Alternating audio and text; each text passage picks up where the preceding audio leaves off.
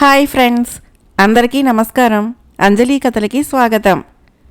విషకన్య జానపద నవల 23వ భాగం విందాం.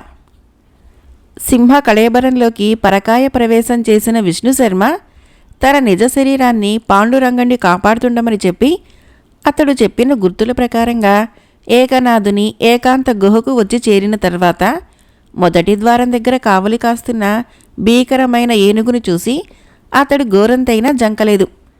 సింహాన్ని చూసి ఏనుగు గజగజ ఉణికింది. అయినా ఏకనాథుని ఆజ్ఞను అనుసరించి పోరక వదల్లేదు.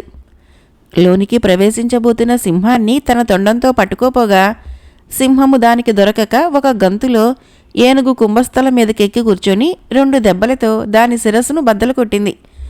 వెంటనే అంత బలిష్టమైన ఏనుగు నేలకూలింది. అందువలన సింహరూపంలోని విష్ణుశర్మ మొదటి ద్వారాన్ని సులువుగా దాటి 2వ ద్వారం దగ్గర కావలి ఉన్న పులులు వంటి కుక్కల్ని ఎదుర్కొన్నాడు. అవన్నీ సింహాన్ని చూసి పారిపోక దాని మీద పడి కండల్ని నూడబెరక ప్రయత్నించగా సింహము వాటికి లొంగక 2 కుక్కల్ని తన 2 కాళ్లతోనూ అదిమిపెట్టి చీల్చి పడేసి ముందుకు సాగిపోయింది. తర్వాత ద్వారాన్ని కావలి కాస్తున్న మునీశ్వరులు భయంకర గర్జనలు చేసుకుంటూ వస్తున్న సింహాన్ని చూసి తబ్బిబ్బులైపోయారు. ఏమి చేయాలో తెలియని కంగారుతో పరుగులెత్తారు. అందువలన సింహరూపంలోని విష్ణుశర్మని ఎదిరించగలవారెవరూ లేకపోయారు.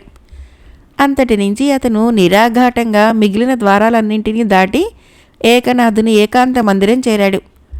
మహారాజుల కోటవలే ఆ మందిరం ఒక దుర్భేద్యమైన కట్టడంలాగా ఉండి అనేకములైన అంతర్భాగాలతో అతి రమణీయంగా ఉంది. కానీ ద్వారముల దగ్గర కనిపించిన మనుషులే తప్ప ఇంకెక్కడా అతనికెవరూ కనిపించలేదు. అతన్ని వారించిన వారు కూడా ఎవరూ లేరు. సింహరూపుడు నిర్మానుష్యంగా ఉన్న మందిర భాగాలన్నింటినీ పరిశీలించుకుంటూ ఒక్కొక్క గదిని నిశ్శబ్దంగా దాటి వెళుతూ ఉండగా ఒకచోట కొన్ని మద్యములతో నిండిన కుండలు, సురాపానము చేసిన పాత్రలు కనిపించాయి. మరొక గదిలో గంజాయి, హుక్క మొదలైన వాటిని పీల్చడానికి ఉపయోగపడే పరికరాలు కనిపించాయి.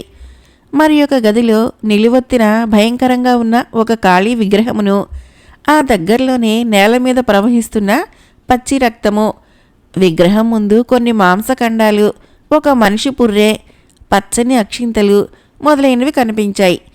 వాటిని బట్టి ఏకనాథుడు ఆ విగ్రహానికేవో క్షుద్ర పూజలు చేస్తూ నీచ శక్తులు సంపాదిస్తున్నాడని అర్థం చేసుకున్నాడు సింహరూపుడు. తన ప్రియురాలు కాంచనమాలని ఆ దుర్మార్గుడు ఎక్కడ దాచి ఉంచాడో, ఎటువంటి హింసలు పెడుతున్నాడో అర్థం కాలేదు అతనికి. ఆమె ఆ మందిరంలో ఉంచబడిందో లేదో కూడా తెలియలేదు. మిగిలిన మందిర భాగాలన్నింటినీ గాలించి అనుమానాన్ని తీర్చుకోవాలన్న తలంపుతో సింహరూపుడు ఆ చోటు నుంచి కొంచెం ముందుకు నడిచిపోగా అక్కడ నేలలోకి కొన్ని దిగుడు మెట్లు కనిపించాయి. అతడు ఆ మెట్ల గుండా పోయి నేలకు అడుగు భాగాన నిర్మించబడిన ఒక ప్రత్యేక మందిరాన్ని చేరాడు. ఆ మందిరంలో హఠాత్తుగా కనిపించిన ఒక స్త్రీ రూపాన్ని చూసి ఉలిక్కిపడ్డాడు. ఎవరది అని కేక వేశాడు. కానీ బదులు రాలేదు. మరి 2 అడుగులు ముందుకు వేసి నిదానించి చూశాడు. సుమారు ఒక 20 ఏళ్లు దాటిన నిండు యవ్వన సౌందర్యవతి అద్భుత రూపం నిలిచి ఉంది. మాట లేదు, చలనమూ లేదు. అందువలన అది ఏ సమర్థుడైన శిల్పి చేతనో చెక్కబడిన శిలా విగ్రహమై ఉంటుందని ఊహించాడు. కానీ సహజమైన ఆ ముఖకాంతి, నిగనిగలాడే ముంగురులు, అతి లావణ్యంగా ఉన్న అంగసౌష్ఠవాన్ని తిలకించి అది నిర్జీవమైన ప్రతిమ అని నమ్మలేకపోయాడు. మానవాంగన అయి ఉండి సింహరూపంలో ఉన్న తనకు దడిసి ఆ ప్రకారము నిశ్చేష్టురాలై ప్రతిమలా నిల్చుందేమో అనుకొని ఇంకా దగ్గరికి వెళ్ళి, ఎవరు నువ్వు? ఏయ్ నిన్నే, పలకవేం అని తిరిగి హెచ్చరించాడు. అయినా బదులు రాలేదు. సింహంగా ఉన్న నన్ను చూసి భయపడుతున్నావేమో. నేను నిజమైన సింహాన్ని కాదు, మనిషిని అయి ఉండి ఏకనాథుడి అంతు కనుక్కోవటానికి ఇలా సింహంలాగా వచ్చాను అని సింహరూపుడైన విష్ణుశర్మ మళ్ళీ అన్నప్పటికీ స్త్రీ ఆకారం నుంచి జవాబు రాలేదు, కదలిక లేదు. అప్పుడది నిజంగానే నిర్జీవమైన ప్రతిమ అని అతడు ఊహించుకున్నాడు. అంత సహజంగా సౌందర్యం ముట్టిపడేలాగా అద్భుతంగా అతి నేర్పుతో నిర్మించబడిన శిల్ప చాతుర్యానికి తనలో తానే ఆశ్చర్యపడిన విష్ణుశర్మ అది ఏ లోహంతో నిర్మించబడ్డదో, ఏ ఇతర పదార్థంతో చెక్కబడిందో తెలుసుకోవాలన్న కుతూహలంతో చేతితో తాకి చూశాడు. నవపుష్ప సుకుమారమైన స్త్రీ సహజ లావణ్యాన్ని కలిగి ఉన్న ఆ రూపం ఒక నిర్జీవ ప్రతిమ కాదని, యథార్థంగా స్త్రీయేనని ఏకనాథ్ ఎందుకో ఆమెను ఆ విధంగా నోటమాట లేకుండా చలనం లేకుండా చేసి ఉంటాడని ఊహించాడు. అతనే విద్య వల్ల ఆమెను ఆ విధంగా చేసి ఉంటాడో కూడా గ్రహించుకున్నాడు. వెంటనే తాను గురువు వద్దనే నేర్చుకున్న మంత్రాన్ని పఠిస్తూ తిరిగి ఆ లావణ్య రూపాన్ని స్పృశించగా అంతవరకు మూసుకొని ఉన్న ఆ సౌందర్యవతి కళ్ళు విడిపడ్డాయి. ఆ తర్వాత చలనం కలిగింది. తనకెదురుగా నిలిచి ఉన్న భయంకర సింహాకారాన్ని తిలకించి ఆ యువతి తొట్రుపడుతూ ఉండగా, సుందరి, భయపడకు, నా వల్ల నీకెటువంటి అపకారము జరగదు అన్నాడు సింహరూపుడు. మృగము మాట్లాడుతూ ఉండటాన్ని తిలకించి ఆ పడుచు మరింత విభ్రాంతురాలైంది. ఓ మృగరాజమ్మా, నాకు మాట చలనాన్ని కలిగించిన నువ్వు నిజంగా సింహరూపానివా? దుర్భేద్యమైన ఈ మందిర అంతర్భాగానికి ఎలా రాగలిగావు? ప్రతిమ రూపంలో ఉన్న నన్ను సజీవంగా చేయటానికి కారణమేమిటి అని ఆమె ఆశ్చర్య సంభ్రమాలతో అడిగినందుకు సింహరూపుడు, అమ్మా, నా విషయం ఆ పైన తెలుసుకోవచ్చును, కానీ నువ్వెవరువు? ఈ పాతాళ గృహంలో ఇలా ప్రతిమాకారంలో ఉండటానికి కారణమేమిటి? నీ సౌందర్యాతిశయములను బట్టి నువ్వు మానవాంగవని తోచటం లేదు.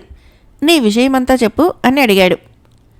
ఓ సింహరాజా, నేను నాగలోక నివాసిని. నా పేరు మదనరేఖ. దుర్మార్గుడైన ఈ ఏకనాథ్ నా సౌందర్య సంపదలకు భ్రమసి కామోద్రిక్తుడై నన్ను తన మంత్రశక్తుల వలన బంధించి ఇక్కడికి తీసుకుని వచ్చాడు. నేను వాడి కోరికను నిరాకరించినందువలన నువ్వింతకు ముందు చూచిన ప్రకారము నాకు మాట, చూపు, చలనం లేకుండా చేసిపోయాడు. నువ్వెవరివో ఇలా సింహరూపంలో వచ్చి నాకు ప్రస్తుతం ఉపకారం చేశావు, కానీ ప్రయోజనం లేదు. ఏకనాథ్ తిరిగి వచ్చి నన్నెప్పటిలాగానే చేస్తాడు. అంతేకాక నిన్ను కూడా వధిస్తాడు. త్వరగా ఈ తావు నుంచి వెళ్ళిపోయి ప్రాణరక్షణ చేసుకో. నాగసుందరి, నాకై నువ్వు విచారించవలసిన పని లేదు. నన్ను ఆ సన్యాసి ఏమీ చేయలేడు. దయచేసి నాకొక్క విషయం చెప్పగలవా? ఏమిటది? కాంచనమాల అనే ఒక రాజకుమార్తె నీ ఈ దుర్మార్గుడు అపహరించి తెచ్చి ఆమెను కూడా ఈ పాతాళ గుహలోనే ఎక్కడో దాచినట్లు తెలిసి నేను ఆమెకు విముక్తి కలిగించాలని వచ్చాను. ఆ కాంచనమాల విషయం నీకేమైనా తెలిస్తే దయచేసి చెప్పు. నిజమే, ఆ దొంగ సన్యాసి నన్ను తెచ్చినట్లే మరి ఇరువురు అందగత్తెల్ని నాకంటే ముందే అపహరించి తెచ్చాడు. అది నాకు తెలీదు.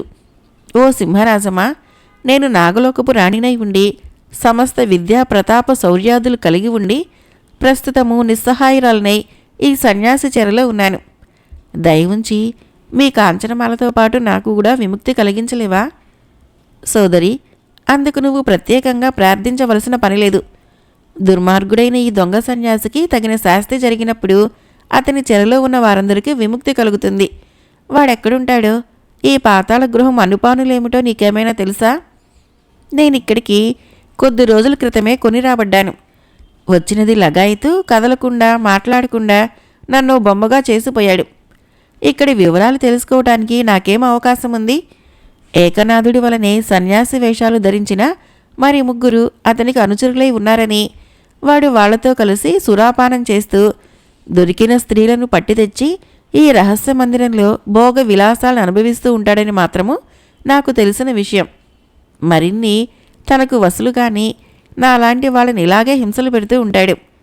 మంచిది, నేనే పోయి ఈ మందిరమంతా గాలించి ఆ దుర్మార్గుడి సంగతి కనుక్కుంటాను అని సింహరూపుడైన విష్ణుశర్మ ఆ తావును వదిలి వెళ్ళిపోతూ ఉండగా, ఓ మృగరాజా, నీ విషయమేమిటో చెప్పావు కాదు అంది నాగకన్య. నన్ను గురించి తెలుసుకోవాల్సిందేమంత విశేషంగా లేదు.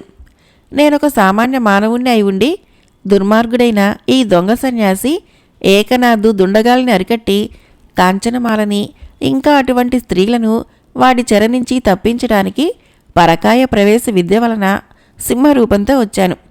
ఇప్పుడు నా చేతుల్లో ఏకనాథ్ లేక అతని చేతుల్లో నేను హతం కావలసి ఉంది.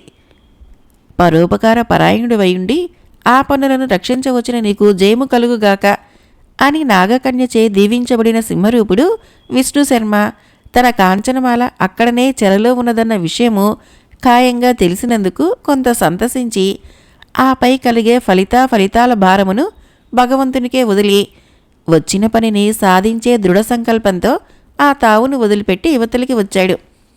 అతను వెళ్ళిన తర్వాత మదనరేఖ తనకు కలిగిన అప్పటి దుస్థితికి తనలో తాను వివిధ రీతుల విచారించడం మొదలుపెట్టింది. అవురా, కాలగతినెవరూ కనిపెట్టలేరు కదా. నేనేమిటి, ఈ విధంగా ఒకరి చెరలో చిక్కుకొని ఉండటమేమిటి? మందాకిని కోసము నేను బయలుదేరటమేమిటి? మార్గాన నూతిలో ఈ దుర్మార్గుడు తేళ్ల వల్ల బాధపడుతున్నాడని కనికరించి బయటికి తీస్తే వాడు నన్నే చెరబట్టడమేమిటి? అవును, నాకిటువంటి ప్రాయశ్చిత్తం జరగవలసిందే. మనసారా ప్రేమించుకున్న ప్రేయసీ ప్రియుల్ని విడదీశాను. ఒకరు చూస్తుండగా ఇంకొకరిని నానా హింసలు పెట్టాను. మణిమేకల వంటి ఉత్తమ సాధ్వి ఉసురు ఊరికినే పోతుందా? నిప్పుల్లో కణకణా కాల్చిన ఉక్కు కడ్డీలు కలువు పువ్వులుగా మారినప్పుడైనా బుద్ధుకు తెచ్చుకున్నానా? ఆ మహత్తు ఆ పతివ్రతదేనని గ్రహించి అప్పుడైనా ఆమెను వదిలిపెట్టానా? స్త్రీనై ఉండి నేనే అంత అహంకారాన్ని మోహాన్ని కలిగి ఉన్నప్పుడు ఏకనాథ్ చేసిన దానికి ఆశ్చర్యపడటం దేనికి? నాకు లొంగలేదని నేనా బ్రాహ్మణ కుమారుని హింసలు పెట్టినట్లే ఈ ఏకనాథ్ తనకు లొంగలేదని నన్ను ఈ విధంగా హింసలు పెడుతున్నాడు. ఏ మహాపురుషుడో ఏకనాథుని మదమణచటానికి సింహరూపుడై వచ్చాడు. నన్ను నాలాగే ఏకనాథుని చెరలో ఉన్న ఇతర కాంతలని ఆ సింహరూపుడు రక్షించగలడో లేక తాను కూడా ఏకనాథుని ప్రతిభకు బలి అవుతాడో. ఏమైతే మాత్రము నేను చేయగలిగిందేముంది? చేతులారా చేసుకున్న కర్మను అనుభవించక తప్పుతుందా? ఈ నా దుస్థితి గురించి నా లోకానికి కబురందించేవారన్నా లేరు కదా. అందుకని నాకు ఉపకారం చేసే ఆప్తులిప్పుడు నాకు విరోధులు కదా. కామంతో కళ్ళు మూసుకొని అధికార గర్వంతో కన్నతండ్రి గారిని ఎదిరించి వారి మనసుకు కష్టం కలిగించాను. సర్వసమర్థుడైన సేనాపతిని సైతము నా దుర్మార్గ కార్యాలను హర్షించలేక పదవిలో నుంచి తప్పించుకునేటట్లు చేశాను. ఈ నా దుస్థితికి వగచేవారు కానీ వగచి సాయం చేయగలవారు కానీ నాకెవరున్నారు అని మదనరేఖ అంతవరకు చలనం లేని కొయ్యబొమ్మలా నిలిచి ఉండటం వలన విసిగి సింహరూపుని ధర్మమా అను ప్రతిమరూపం స్థితి తప్పిపోయినందుకు కొంతసేపు విశ్రాంతిగా ఉండవచ్చునని స్వేచ్ఛగా మందిరంలో కొంతసేపు అటూ ఇటూ తిరుగుతున్న సమయంలో అక్కడికి ఏకనాథ్ ప్రవేశించి ఆమెను చూసి తెల్లబోయాడు. కదలకుండా తాను ప్రతిమగా చేసిపెట్టిన నాగకన్య తిరుగుతూ ఉందేమిటా అని విభ్రాంతి పడ్డాడు. అతన్ని చూసి ఆమెను చూసి అతడు కంగారు పడ్డారు. ఆ కలిగిన అవకాశాన్ని వృధాగా పొనీయకుండా ఏకనాథ్కు కొంచెం బెదిరి పెట్టాలని నిశ్చయించుకున్న మదనరేఖ, ఓరి దొంగ సన్యాసి, నా శక్తి నీకిప్పటికైనా తెలిసిందా అని గంభీరంగా అడిగింది. నోటమాట కంటి చూపు లేకుండా కదలలేని స్థితిలో నిన్నుంచితే నిన్ను తిరిగి మామూలు మనిషిగా ఎవరు చేశారు? అదే చెబుతున్నా, వినిపించటం లేదా? నా శక్తిని ఇప్పటికైనా అర్థం చేసుకో. నీ మంత్రాలు తంత్రాలు నా దగ్గర ఏమీ పనిచేయవు. మర్యాదగా నన్ను చెర నుంచి వదిలిపెట్టు అని ఆమె అంటుంటే సన్యాసికి ఆగ్రహం ఆగింది కాదు. ఓసి, నువ్వు నన్ను ఎదిరించగల ప్రజ్ఞావంతురాలివా? అయితే పిల్లిలాగా నాతో ఇంత దూరం వచ్చి నా చెరలో ఎందుకు ఇరుక్కున్నావు అని ఏకనాథ్ అడిగిన దానికి జవాబు కనిపించకపోవటం వలన నాగకన్య మౌనాన్ని వహించింది. సరి, ఏమైతే ఎందుకు గాని నువ్వు మర్యాదగా నా కోరికను అంగీకరించి నన్ను ఆనంద పరవశుడిని చేస్తావా లేదా? అటువంటిది నా కంఠంలో ప్రాణముండగా జరగదు. చెడిపోతావు సుమా. ఛీ నీచుడా, నిన్న పాడునూతులో నుంచి రక్షించటము నాదే నేరం. తేళ్ల వలన యమబాధ పడుతున్నావని కనుగరించి కాపాడనన్న విశ్వాసమైనా లేక నన్ను ఈ విధంగా చెరబట్టి నిర్బంధం చేస్తావా? నీకు చేటుకాలమే సమీపించింది, తొందరపడకు. ఏమంటున్నావు? కాయసిద్ధిని పొందిన నాకా చేటుకాలం? కలలో వార్త. నీ మీద అత్యధిక మోహాన్ని కలిగి ఉన్న నా కోరికను తీర్చకపోవటమే కాక నన్ను ఈ విధంగా బెదిరిస్తున్నందుకు నిన్నేం చేస్తానో చూడు. సలసలా మరుగుతున్న చమురులో పడేయిస్తాను. శరీరం చిట్లేదాకా కంచీలతో కొడతాను. చండ్ర నిప్పుల్లో కణకణా కాల్చిన ఉక్కు కడ్డీలతో నీ శరీరం అంతటా వాతలు పెట్టిస్తాను. ఆ మాట వినేటప్పటికీ మదనరేఖ త్రుళ్ళిపడింది. అవును, నేనొకరికి చేసిన దానికి ప్రతిఫలం అంతే కావాలి. మణిమేకల మహాపతివ్రత కాబట్టి నిప్పును కూడా చల్లార్చగలిగింది. నాకటువంటి శక్తి ఏది? ఇప్పుడీ దుర్మార్గుడి హింసలు భరించవలసిందే అని తనలో అనుకుంటూ ఉండగా ఏకనాథ్ తిరిగి గోరెడు విభూది ఆమె మీద చల్లి ఆమె నిలుచున్న చోటులో కదలకుండా ఉండేలాగా చేశాడు. అప్పుడొక కంచీని తెచ్చి దానితో ఆమెను నెత్తురు చిమ్మేలా కొడుతూ ఉంటే ఆమె ఆ దెబ్బల దాటికి తట్టుకోలేక, ఓరి సన్యాసి రూపంలో ఉన్న రాక్షసుడా, నీకు ప్రాణదానం చేసిన నన్ను ఈ విధంగా హింసలు పెడతావురా? నీ హృదయము కఠిన శిలా నిర్మితం. నువ్వు పాషండుడివి. నా వంటి కోమలాంగి నీ ప్రకారము నెత్తురు చిమ్మేలా కొడుతున్న నీ చేతులు విరిగిపోవా? నీకు వినాశకాలం రాదా అని గోలుగోలును విలపిస్తూ నోటికొచ్చినట్లు తిడుతూ ఉన్నప్పటికీ లెక్క చేయకుండా ఏకనాథు కఠినాత్ముడై ఆమెను విరామం లేకుండా కొడుతూ, నా శక్తి సామర్థ్యాలు తెలుసుకోకుండా నా కోరికను నిరాకరించినందుకు నీకు ఈ శిక్ష చాలదు. నువ్వు నాగకన్యవు కాక దేవకన్యవైనప్పటికీ నా ధాటికి తాళలేవు, నా శక్తిని ఎదిరించలేవు. ఒప్పుకో, ఇప్పటికైనా నా కోరిక తీర్చడానికి అంగీకరించు. నీ చేత భూతల స్వర్గం పరిపాలింపచేస్తాను. నువ్వు నా రాణులకు రాణివై నీ నాగలోకపు ఐశ్వర్య భోగభాగ్యాలను మించిన అతులిత స్వర్గ సామ్రాజ్యాన్ని పరిపాలించగలవు అని ఎన్ని విధాలా హెచ్చరించినప్పటికీ నాగకన్య లెక్క చేయకుండా, తుచ్చుడా, నువ్వు నీ భోగభాగ్యాలు నా దృష్టిలో ఒక గడ్డిపోచకైనా సమం కావు. నువ్వు సంపాదించిన నీ క్షుద్రశక్తుల వలన నన్ను ఈ విధంగా హింస పెట్టగలుగుతున్నావు గాని ఇంకేం చేయలేవు అని వలవలా ఏడుస్తూనే అంది.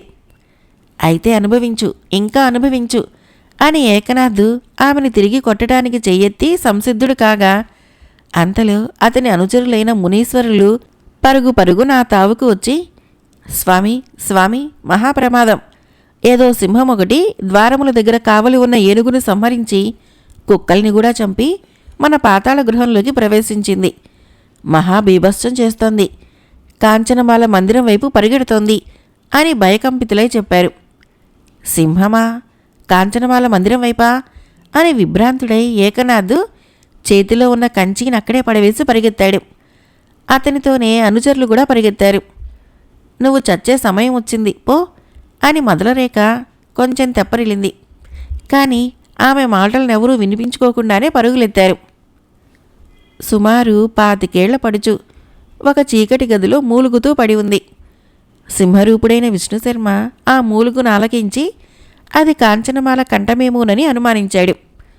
లోపలికి పోయి చూద్దామంటే మార్గం ఏదీ కనిపించలేదు. పైకప్పు మీదకెగిరి అక్కడ అమర్చబడి ఉన్న బలమైన రాతి పలకలతో ఒక దానిని తొలగించి ఆ సందుగుండా లోపలికి ఉరికాడు. అంతవరకు అంధకార కూపమై ఉన్న ఆ ప్రదేశము కప్పు మీద ఏర్పడిన ఖాళీ వలన వెలుతురు లోపలికి ప్రవేశించి అక్కడ మూలుగుతూ పడి ఉన్న స్త్రీకి విభ్రాంతిని కలిగించింది. ఆ వెంటనే తన ముందుకు ఉరికిన సింహాన్ని చూసి ఆమె భయకంపితురాలై లేచి నిలుచుంది. సింహరూపంలో ఉన్న విష్ణుశర్మ పరిశీలించి ఆమె కాంచనమాల కాదని తెలుసుకున్నాడు. అయినా తన్ను చూసి బెదిరిపోతున్న ఆమెను చూసి, అమ్మా, భయపడకు, నా వల్ల నీకెటువంటి అపకారము జరగదు. నువ్వెవరువు?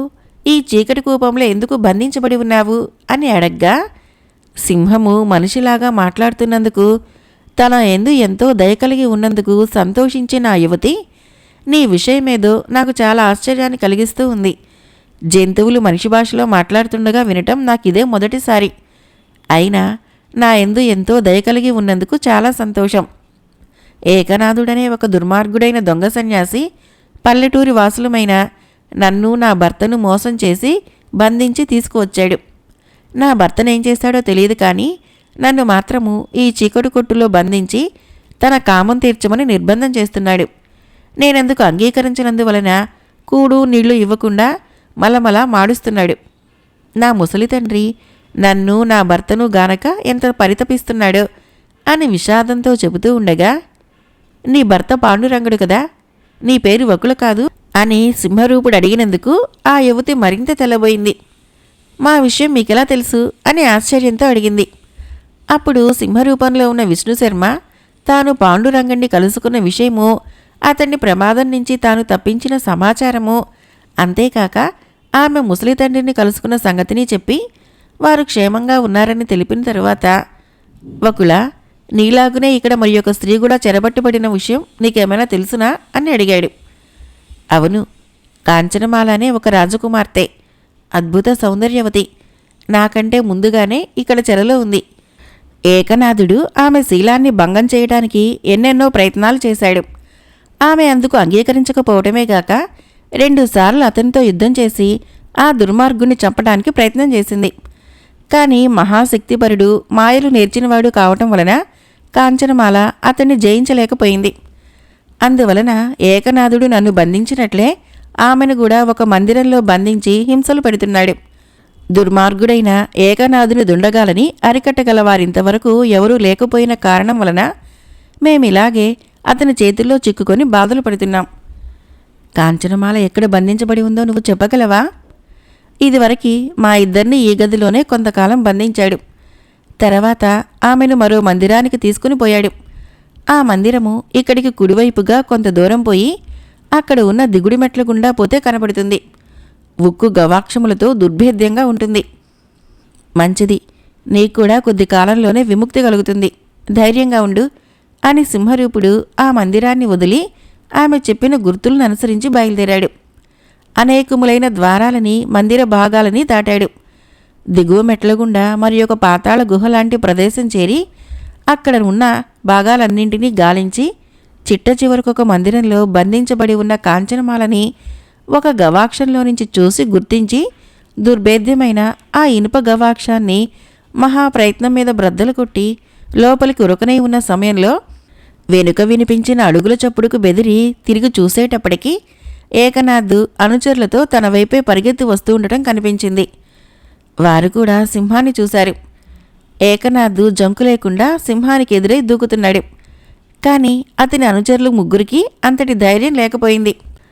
ఆ సింహ పరాక్రమంని ఆ సన్యాసులు ద్వారముల దగ్గర ఇదివరకే రుచి చూసిన వారై ఉండటం వలన భయపడి బ్రతుకుంటే చాలనుకొని వెనక్కి మళ్ళీ పలాయన మంత్రాన్ని పఠించారు.